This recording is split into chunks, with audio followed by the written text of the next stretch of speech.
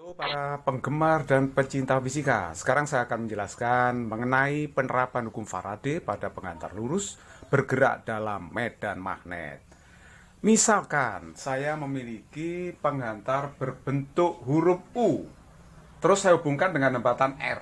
Nah, ini ya hambatan R.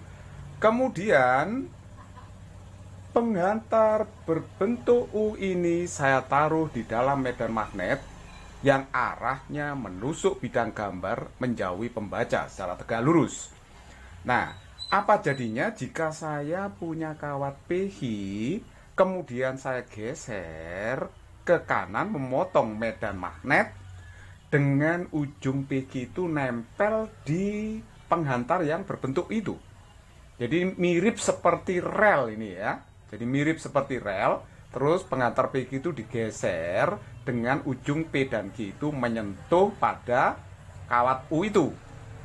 Nah, kalau kita geser misalnya ke kanan ya sejauh delta S. Jadi posisi pengantar PQ sekarang di sini. Bergeser sejauh delta S, waktu tempuhnya delta T. Sehingga kita bisa merumuskan berapa kecepatan geseran dari pengantar itu. Nah, tentu saja kecepatan geserannya itu adalah V sama dengan delta S per delta T. Jadi jelas saya kira ini ya, namanya kecepatan itu adalah jarak tempuh dibagi dengan waktu tempuhnya. Nah, sekarang perhatikan baik-baik. Pada saat kawat PH-nya berposisi di sini ya, pada saat kawat PH berposisi di sini, luas bidang yang ditembus medan magnet adalah seluas ini. Nah, berapa fluk yang diterima oleh bidang kotak ini, kita akan bisa ngitung dengan rumus yang sudah saya jelaskan sebelumnya ya. Kalau masih belum paham mengenai fluk, lihatlah video saya sebelumnya, itu sudah saya jelaskan secara detail. Fluk itu adalah BA cos theta, dengan theta itu adalah 180 derajat. Loh, kenapa begitu? Karena saya mengambil muka bidang yang menghadap kita. Jadi yang menghadap kita itu adalah muka bidang sesuai dengan arah normal bidang. Jadi ini vektor normal bidang yang menuju kita tegak lurus keluar dari bidang. Nah, terus kemudian B-nya itu kan masuk. Jadi normal bidang dengan B itu arahnya berlawanan. Sehingga sudutnya adalah 180 derajat. Lah cos 180 derajat itu kan min 1. Jadi ingat ya, fluk dulu itu BA cos theta. Kalau tetanya 180 itu kan cos 180 minus ya. Jadi fluknya itu adalah minus B kali A. Nah, sekarang kalau kawatnya ini digeser dari posisi awalnya di sini terus ke situ, itu yang berubah kan luasnya. Sedangkan medan magnetnya ini bersifat konstan ya, artinya medan magnetnya homogen, sama sekali tidak berubah terhadap waktu. Jadi ini yang berubah hanya luasan bidang yang ditembus oleh medan magnet. Dari luas segini sampai luas gitu. Nah, seperti itu. Ini luas terakhirnya ya kalau digeser ke sini, PH-nya. Nah, sekarang berarti kalau begitu di sini perubahan fluk terjadi itu karena perubahan luas bidang tembus. Sehingga saya bisa menuliskan perubahan fluk itu adalah sebesar min B kali delta A. Jadi sekali lagi B-nya itu bersifat homogen konstan ya, di situ tidak berubah terhadap waktu, sedangkan luas bidang tembusnya berubah. Saya sebut sebagai delta A perubahan luas bidangnya. Nah, sekarang kita bisa meneruskan ini. Delta fluknya berarti min B perubahan luas bidang tembus tidak lain adalah ini. Nah, ini luas bidang tembus itu, luas kotak yang kecil itu. Jadi panjangnya apa? Misalkan panjangnya sama-sama L ya. Ini otomatis adalah panjang pengantar PH. Nah, sedangkan lebarnya itu delta S. Berarti perubahan luasnya di situ kan L dikalikan dengan delta S. Nah, ya kan? Nah, terus kemudian kita tahu bahwa yang namanya hukum Faraday itu kalau ada perubahan fluk, itu kan ada GGL pada ujung-ujung penghantar. Jadi kalau begitu, lihat ini, kalau digeser ke sana terjadi perubahan luas, ada perubahan fluk, sehingga perubahan fluk itu akan memunculkan GGL induksi pada ujung-ujung pengantar yang digeser. Nah, GGL induksi pada ujung-ujung pengantar yang digeser berdasarkan hukum Faraday kan min N delta flux per delta T. Nah, sekarang kita tinggal masukkan aja delta fluxnya itu adalah minus BL delta S dibagi dengan delta T. Karena ini hanya satu penghantar, ya sudah, N-nya kita isi satu. Nah, terus ini min BL delta S per delta T tadi kan V. Jadi akhirnya kita dapatkan rumus GGL induksinya adalah BLV. Tapi syaratnya vektor medan magnet harus tegak lurus vektor kecepatan geseran. Nah, kalau kita lihat memang ini tegak lurus kan? Ya, vektor V dengan vektor B itu tegak lurus, ya kan? Nah, B-nya kan masuk bidang kayak gini, terus V-nya gitu. Itu kan tegak lurus kan? Nah, tegak lurus kan? Nah, oleh sebab itu, kalau tegak lurus boleh pakai rumus BLV atau boulevard gitu. Oke. Lah bagaimana kalau misalnya kok B-nya itu tidak tegak lurus V ya? Gimana rumusnya? Nah, kalau tidak tegak lurus, rumusnya tidak boleh pakai ini, nanti akan saya buktikan.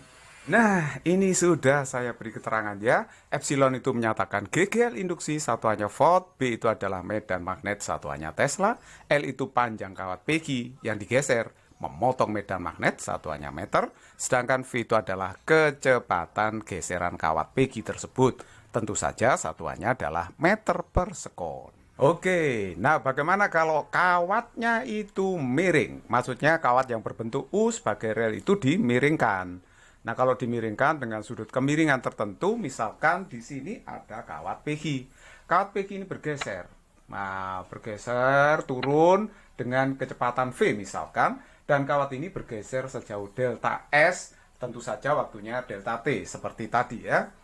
Nah, sekarang kalau kita lihat dari samping, nah ini kalau dilihat dari samping seperti ini ya, penampangnya, ini maksudnya ujung kawat Pegi itu kelihatan dari samping seperti itu. Nah, terus kemudian medan magnetnya sejajar dengan sumbu Y. Normal bidangnya lihat menjadi bidang seperti itu menunjukkan muka bidang. Berarti kalau begitu muka bidang ini ditusuk oleh medan magnet. Nah, kalau ditusuk maka fluxnya pasti negatif. Lihat penjelasan di video saya sebelumnya ya, mengenai flux sudah saya bahas panjang lebar. Nah, flux itu adalah berarti min BA cos theta yang diterima oleh bidang ini ya. Bidang itu, jadi min BA cos theta, sekali lagi min itu karena muka bidang ditusuk oleh medan magnet. Nah, cos theta itu bisa diganti sin alfa, karena apa? Karena theta ditambah alfa itu kan 90 ya, saling berkomplement, jadi kalau begitu cos theta sama aja dengan sin alfa. Nah, ini ada perubahan flux, karena ada apa? Perubahan flux terjadi karena ada perubahan luas bidang tembus, jadi luasnya dari sini menjadi lebar segitu. Seperti tadi ya. Jadi kalau B-nya konstan terhadap waktu dikalikan dengan sin alfa. Nah, delta A-nya itu adalah L kali delta S. L itu panjang pengantarnya Pegi dikalikan dengan delta S. Nah, itu jarak yang ditempuh dalam waktu delta T. Nah, jadi L delta S kali sin alfa. Nah, terus kemudian kita masukkan ini ke hukum Faraday, epsilon sama dengan min N delta flux per delta T. Tapi ini hanya satu penghantar kan? Nah, satu penghantar, oleh sebab itu N-nya satu aja. Kan tidak seperti kumparan yang punya N lilitan. Ini satu penghantar ya, satu. Terus kemudian delta fluxnya min BL delta S kali sin alfa. Saya masukkan di sini, dibagi dengan delta T. Tapi delta S per delta T itu V ya, sehingga epsilonnya itu dapatnya adalah BLV sin alfa. Akhirnya kita temukan rumus umum untuk menghitung GGL penghantar yang digeser memotong medan magnet.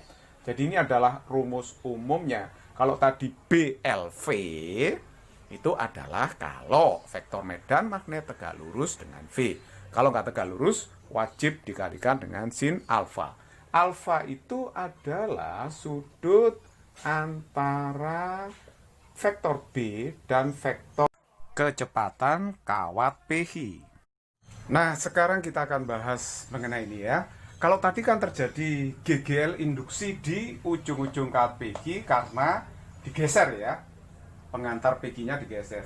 Kalau timbul GGL atau istilahnya beda potensial, tentu saja ini akan menyebabkan arus induksi pada kawat Pegi dan nanti akan mengalir ke kiri, jadi mengalir dalam loop BGRP ini ya, mengalir ke sini. Jadi arusnya berapa ya? Tentu saja kita bisa menggunakan hukum Ohm, yaitu arus itu kan GGL dibagi dengan hambatan. Jadi seperti ini ya, GGL dibagi dengan hambatannya. Ini berdasarkan hukum Ohm. Nah, ini saya sudah beri keterangan, itu adalah arus induksi, satuannya ampere, sedangkan epsilon itu GGL induksi, satuannya volt, R itu adalah hambatan listrik, satuannya adalah ohm. Sedangkan arah arus induksi yang mengalir, itu kita bisa tentukan dengan kaidah tangan kanan. Ini bukan satu-satunya aturan ya, tapi aturan ini hanya aturan yang biasanya digunakan. Nah, nanti kalau menggunakan kaidah tangan kanan, ibu jari menunjuk kecepatan, menunjukkan vektor kecepatan geseran kawat, 4 jari tangan yang lain menunjukkan B, sedangkan telapak tangan menunjukkan I.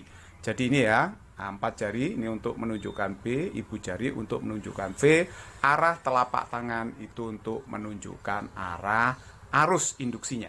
Jadi kalau kita praktekkan seperti ini, 4 jari menunjuk induksi magnet, ibu jari menunjuk V, arah telapak tangan kemana? Nah, arah telapak tangan ke atas. Jadi kalau begitu arus induksi akan mengalir dari titik P ke Q, terus kemudian belok kiri, memutar seperti ini. Jadi dalam loop ini dia akan memutar melawan putaran jarum jam. Kadang-kadang kita juga ditanya mana potensial yang lebih tinggi, Q atau P. Ya kalau kita lihat dari arah arus di dalam hambatan, tentu saja ini potensial di Q akan lebih besar dari potensial di P gitu ya. Makanya harus mengalir dari Q ke P ya, dilihat dari hambatannya. Kalau ada arus yang mengalir dalam KPI, ya tentu saja ada gaya Lorentz kan. Nah, gaya Lorentz-nya kemana itu? Bisa kita tentukan dengan kaidah tangan kanan. Ayo, 4 jari menunjuk B kan. Ingat-ingat dulu ya cara menentukan arah gaya Lorentz pada saat berarus. Nah, jadi menusuk bidang, 4 jarinya, ibu jari menunjuk arus. Arah telapak tangan kemana? Oh, arah telapak tangan itu ke kiri. Jadi kalau begitu gaya Lorentz-nya itu adalah ke arah kiri. Nah, nanti bisa disimpulkan bahwa jika B-nya itu tegak lurus V, seperti ini ya, B-nya kan tegak lurus V. Vektor medan magnet tegak lurus, vektor kecepatan geseran kawat, nanti pasti arah gaya Lorentz-nya selalu berlawanan ya, berlawanan dengan arah vektor V-nya. Tapi dalam suatu persoalan atau problem belum tentu B itu tegak lurus V. Jadi kalau B tegak lurus V, enak ini kalau kawatnya digeser ke kanan, gaya Lorentz-nya ke kiri. Kalau kawatnya digeser ke kiri, gaya Lorentz-nya ya ke kanan. Pokoknya berlawanan dengan arah vektor V. Nah, untuk menentukan nilai dari gaya Lorentz-nya ya kita pakai rumus biasanya itu, yaitu bil sin theta. Nah, ingat bahwa theta itu adalah sudut antara apa? Sudut antara vektor B dengan vektor panjang kawat. Jadi B dengan vektor panjang kawat itu kan tegak lurus di situ. Kawatnya gini toh, ya kawatnya kan gini, B-nya kan gitu, berarti kan tegak lurus. Kalau tegak lurus berarti θ-nya itu adalah 90 derajat. Sehingga F-nya itu bisa ditulis B kali I kali L kali 1, sin 90. Tetapi I-nya itu bisa kita tulis epsilon per R kali L, gitu kan ya. Akhirnya ini B, epsilonnya BLV. Kalau V-nya tegak lurus B, seperti itu ya. Untuk kasus ini ya. Untuk kasus ini B dengan V itu tegak lurus. Jadi kalau begitu, ini saya bagi dengan R kali L. Jadi perhatikan baik-baik, B-nya tegak lurus V kasus ini ya. Oke, sekarang berarti F-nya itu bisa tulis B kuadrat, L kuadrat, V per R. Nah, ya lumayan agak panjang ini ya rumusnya begini. Tapi ini pun punya syarat. Ini loh syaratnya ya. B-nya itu harus tegak lurus V. Kalau nggak tegak lurus, ya belum tentu seperti itu rumusnya ya. Oke.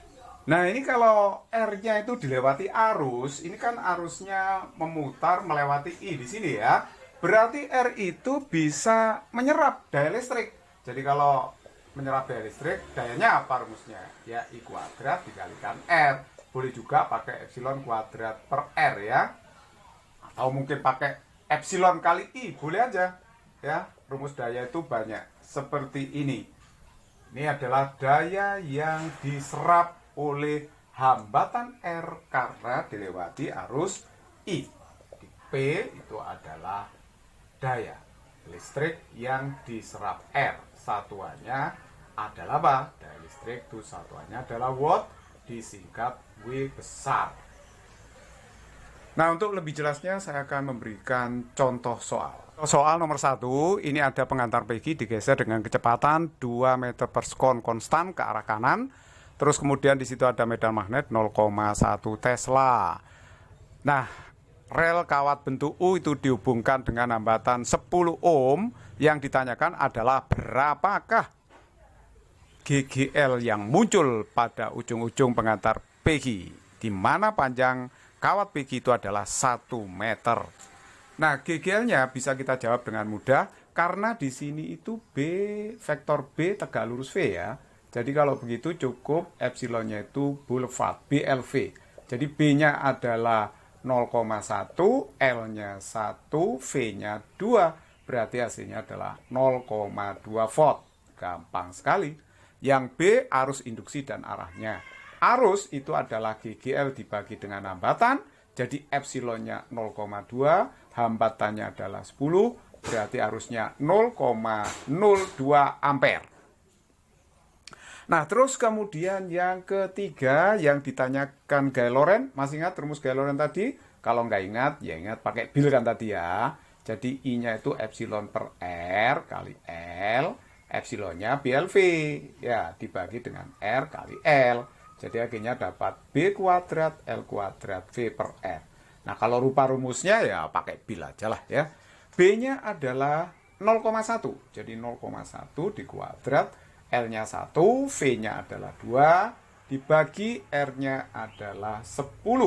Jadi ini adalah 2 kali 10 pangkat min 3 Newton. Itulah nilai dari gaya Lorentz-nya. Nah, sedangkan arah gaya Lorentz itu pasti arahnya melawan V. Jadi arahnya adalah ke kiri. Sedangkan arah arus sebenarnya tadi sudah saya jelaskan ya. 4 jari menunjuk B, jempol menunjuk V, arah telapak tangan menunjukkan arah arusnya. Jadi seperti ini muternya. Nah, itu arah arus induksinya yang mengalir dalam loop kotak ini ya. Oke, sekarang daya listriknya bagaimana? Daya listriknya itu kita bisa hitung pakai P sama dengan I kuadrat kali R. Lah, I-nya berapa tadi? Lah ini. Jadi ini kalau saya katakan berapa ya? 0,02 kuadrat dikalikan dengan 10. Wah, ini 4 10 pangkat min 4. Berarti 4 kali 10 pangkat min 3 watt. Nah, itulah daya listrik yang diserap hambatan R. Oke, sekarang nomor 2 ini ada penghantar PG. Ini penghantar PG. Di ujung-ujungnya dikasih ring ya. Jadi nanti dia akan turun memotong medan magnet 10 Tesla dengan kecepatan konstan 10 cm per sekon. Konstan ya, panjang PG-nya sudah diketahui 1 meter, R-nya itu 10 ohm, medan magnet 10 Tesla. Yang ditanyakan adalah berapa massa kat PG yang turun dengan kecepatan konstan tersebut. Nah, kita bisa menjawab dengan mudah dong, karena kan V-nya konstan. Jadi kalau V-nya konstan, tentu saja percepatannya tidak ada. Hukum Newton 2 mengatakan sigma Fm kali A. Coba kenapa kawat PG itu turun ya? Kawat PG turun itu karena dia punya berat.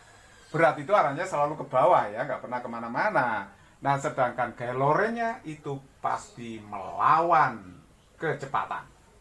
Nah, tadi sudah saya katakan bahwa kalau vektor B itu tegak lurus dengan vektor kecepatan geseran kawat, gaya Lorentz-nya pasti melawan perpindahan dari kawat tersebut. Karena kawatnya turun, gaya Lorentz pasti melawan ke atas gitu ya. Mirip-mirip seperti gaya gesek, melawan perpindahan. Nah, sekarang kita lihat sigma F-nya berarti kan W dikurangi dengan F. A-nya 0.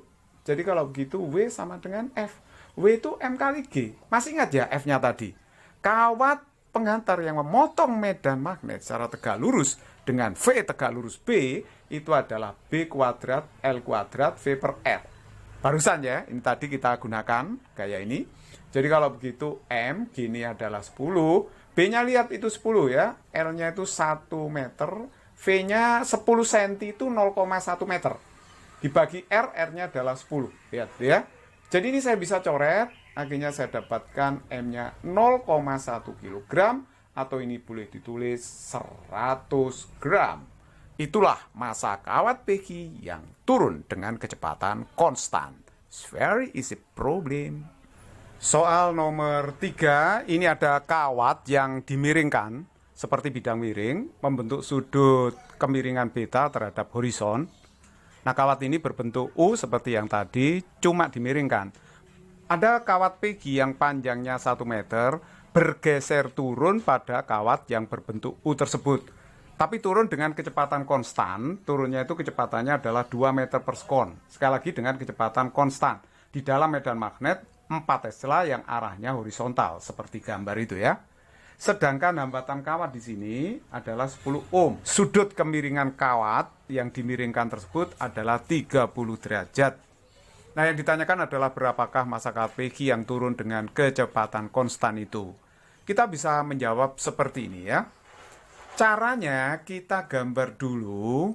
Gambar ini kan gambar 3 dimensi. Kita lihat dari sisi kawat, ujung kawat P ya. Jadi dari sisi yang kanan kita lihat, maka gambarnya itu seperti ini. Dia dari sisi kanan. Nah, sekarang perhatikan kalau saya gambar V-nya itu berarti kan ke sana ya, sama seperti ini. Terus kemudian B-nya horizon, kayak berat kawat selalu ke bawah. Ingat bahwa menurut hukum Faraday tadi, kalau kawat ini bergeser memotong medan magnet, pada ujung-ujungnya akan timbul GGL. GGL induksi itu akan menyebabkan arus induksi di dalam kawat PG. Nah, arus induksinya kemana arahnya? Kita bisa tentukan dengan kaidah tangan kanan. Jadi 4 jari untuk menunjuk B-nya ya. 4 jari untuk menunjuk B-nya, sedangkan V itu untuk ditunjukkan jempol. 4 jari untuk menunjuk B-nya, medan magnet, ibu jari untuk menunjuk arah V-nya. Sehingga arah telapak tangan ini menunjukkan arah arus induksi. Berarti arah arus induksinya itu menuju pembaca. Makanya di situ saya simbolkan dengan tanda dot ya. Jadi dot itu artinya arusnya menuju Anda. Tegak lurus bidang menuju pembaca. Nah, sekarang perhatikan baik-baik. Kalau kawat berarus dikenai medan magnet, itu kan dapat gaya loren. Nah, gaya lorennya itu kemana? Kita bisa memakai kaidah tangan kanan. Jadi, ibu jari menunjuk arah arus, 4 jari menunjuk arah medan. Berarti arah forehand-nya itu arahnya adalah ke atas. Itulah arah gaya lorennya. Jadi, arah gaya lorennya itu adalah ke atas. Kalau digambar gaya lorennya dan gaya beratnya diuraikan menjadi komponennya seperti ini. Nah, inilah kalau saya gambar uraian gaya-gayanya. Gaya loren itu arahnya vertikal ke atas, tegak lurus, vektor medan magnet, dan panjang kawat. Nah, gaya F ini harus kita uraikan, yaitu tegak lurus panjang kawat miring ini sama yang sejajar. Caranya kita cari dulu sudutnya. Kalau ini beta, ini kan 90 min beta ya. Berarti yang sebelahnya sini juga 90 min beta karena sudut bertolak belakang. Sehingga yang di sini beta karena ini segitiga siku-siku. Jadi kalau uraian di depan sudut, di depan beta itu pakai sin ya. Jadi F sin beta, sedangkan yang tegak lurus panjang kawat ini yang miring itu adalah F cos beta. Sedangkan gaya beratnya ini juga harus kita uraikan ya terhadap panjang kawat yang miring ini, yaitu W cos beta, di sini W sin beta. Ya jelas dong, kalau di sini beta ini 90 min beta, berarti di sini kan beta toh ya. Jadi beta ini samping sudut pakai cos, W cos beta, yang lain pasti pakai sin. Kalau di sini sudutnya beta, maka di sini juga beta karena ini sudut yang sehadap. Nah, tadi kan dikatakan bahwa V-nya ini bergerak dengan kecepatan konstan. Kalau V-nya konstan, percepatannya nggak ada, nol kan? Jadi hukum 2 Newton mengatakan sigma F itu M kali A. Nah, gaya yang mempengaruhi gerak kawat PG itu adalah W sin beta sama F sin beta. Nah, kita anggap bahwa kawat yang miring ini adalah kawat yang licin sempurna, tidak ada gesekan ya. Jadi gaya yang mempengaruhi gerak kawat PG hanya W sin beta dan F sin beta. Jadi kalau begitu ini W sin beta searah gerak positif, yang melawan adalah F sin beta negatif. A-nya 0, jadi ruas kanan sama dengan 0. Kalau sinnya saya coret, maka saya bisa mendapatkan bahwa gaya berat KPG itu sama dengan gaya Lorentz yang dialami. Nah, gaya berat itu tentu saja rumusnya apa? Mg. Sedangkan gaya Lorentz-nya itu adalah BIL sinus theta. Lah theta itu adalah sudut antara vektor panjang kawat dengan B. Kalau kita lihat vektor panjang kawat menuju kita, B-nya kan horizontal. Berarti kalau begitu tetanya itu 90 derajat. Karena vektor B tegak lurus dengan vektor panjang kawat. Nah, sehingga sinnya 91. Sehingga ini bisa tulis MG saja. Nah, terus ini saya tulis B. I itu adalah GGL dibagi dengan hambatan kali L. Yang ini 1, ya kan? Nah, oke, jadi kalau begitu kita bisa menguraikan epsilonnya sekarang. Ini MG, ini B, epsilon itu berarti BLV sin alfa. Nah, ini dibagi dengan R. Hati-hati ya ini ya, karena alfanya tidak 90 loh. Ya, hati-hati. Ini masih dikalikan dengan L ya, kali 1. Ya udah, nggak usah ditulis 1. Nah, oke, sekarang kita cari alfanya itu yang mana di sini ya. Alfa itu kan sudut antara V dengan B dalam BLV sin alfa itu ya. Jadi sudut antara B dengan V itu berapa? Jadi kalau kita lihat di sini, ini loh sudutnya. Sudut antara B dengan V. Ya, ya ini alfanya. Berarti kalau begitu alfanya di sini itu kan 180 min beta. Nah, padahal kita tahu kalau ada sin 180 min beta, ya, sin alfa berarti sama dengan sin 180 min beta. Itu kan sama aja dengan sin beta kan gitu ya. Jadi kalau begitu sin alfa bisa diganti sin beta. Sin alfanya saya ganti dengan sin beta, jadinya MG sama dengan B kuadrat L kuadrat ya, dikalikan dengan V. Sin alfanya saya ganti dengan sinus beta dibagi dengan R. Nah, sekarang kita tinggal masukkan untuk menghitung massa KPG. M, massa KPG, G-nya kalau tidak diketahui, ini percepatan gravitasi, ya 10 meter per sekon kuadrat. B-nya itu adalah 4 kuadrat, L-nya itu adalah 1 ya. 1 kuadrat, V-nya itu 2 di situ. Lah sin beta, sin 30, itu kan setengah. Dibagi dengan R, R-nya adalah 10 ohm. Jadi kalau begitu, M-nya berapa ini? Berarti M-nya adalah 16, ini 1 ya, kali 10 pangkat min 2 kg. Kalau satuannya diubah dalam gram, dikalikan 1000 ya. Jadi kalau gitu ini 160 gram. Itulah massa KPG yang turun dengan kecepatan konstan tadi. Nomor 4, ini ada kawat. Bentuknya adalah bentuk U seperti tadi ya. Dihubungkan dengan hambatan, R-nya tidak tahu, justru nanti ditanyakan. KPG ini dihubungkan dengan tali yang sangat ringan, diabaikan masanya, terus kemudian disangkutkan pada katrol yang licin, sempurna, dan masanya juga bisa diabaikan. Kemudian kawat ini bergeser, KPG ini bergeser memotong medan magnet yang arahnya vertikal ke atas, tegak lurus bidang. Nah, terus kemudian yang ditanyakan berapakah hambatan kawat R yang dipasang pada rel berbentuk U tersebut. Nah, caranya gampang banget ini ya. Kita gambar gaya-gaya pada beban dulu, kayak apa saja. Nah, ini ada W, jelas berat beban. Terus kemudian ada tegangan tali di sini, saya simpulkan T, ini juga tegang talinya. Tegangan tali horizontal dan vertikal itu akan sama besar karena massa katrol diabaikan. Jadi perhatikan ini, kalau kawatnya ini bergeser ke kiri karena bebannya turun, ini pasti turun ya. Nah, kawatnya bergeser ke kiri dengan kecepatan konstan 2 meter per sekon, maka ini akan dilawan oleh gaya Lorentz yang arahnya ke kanan. Pasti berlawanan dengan V karena di sini kasus B-nya tegak lurus V ya. B-nya tegak lurus V. Jadi arah F itu selalu melawan V. Nah, sekarang Perhatikan baik-baik. Kita tahu bahwa hukum 2 Newton itu sigma Fm kali A ya. M di sini menyatakan massa gabungan antara kawat PG dengan massa beban. Sigma F itu adalah, perhatikan, yang mempengaruhi gerakan kawat PG itu hanyalah Mg itu ya. Mg.